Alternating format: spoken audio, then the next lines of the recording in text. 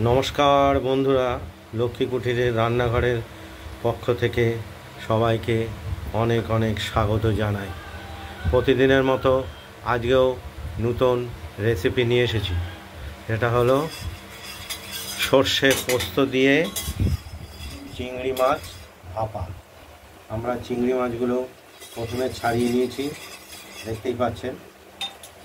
এরপরে পোস্ত, সর্ষে আর লঙ্কাটা আমরা শিলে বেটে নিয়ে রেখে দিয়েছি।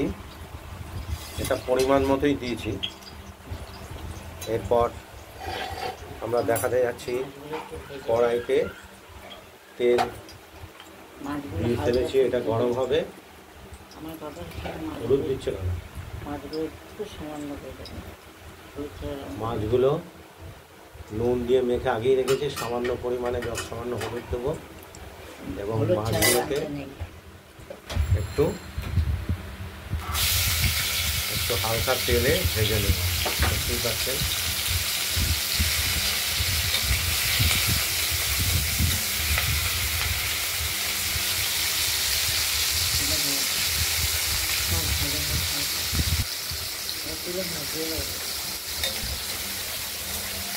চিংড়ি মাছগুলো ভাজা হতে একটু সময় লাগবে, আপনারা দেখতে থাকুন।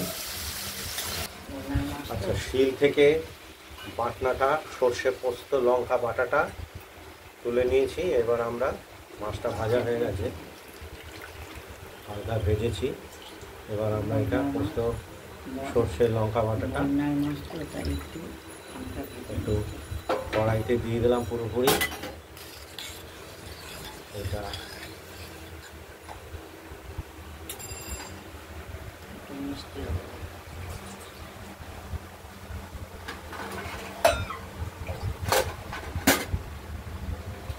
একটু এই মাছের ভাপাতে একটু স্বাদের জন্য একটু মিষ্টি ব্যবহার করছি, দেখতেই পাচ্ছেন।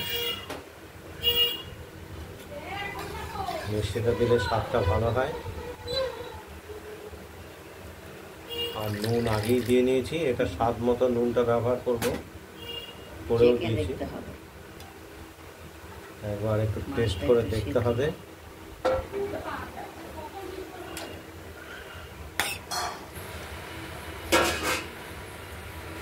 এটা ফুটে উঠলেই আমাদের মাছটা কমপ্লিট, একটু অপেক্ষা করতে হবে।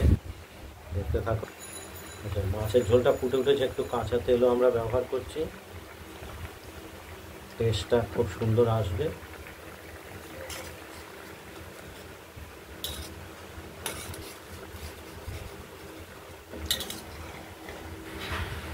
এটা আমরা কড়াইতেই এইভাবে ভাপিয়ে দিই, দেখতে থাকুন। মাছটা, চিংড়ি মাছ আমাদের ভাপা হয়ে গেছে, আমরা নামিয়ে ফেলবো।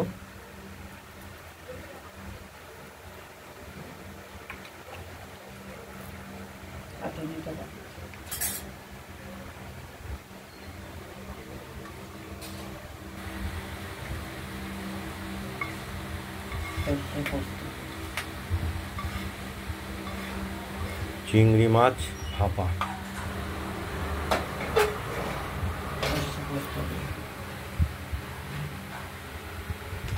সর্ষে পোস্ত দিয়ে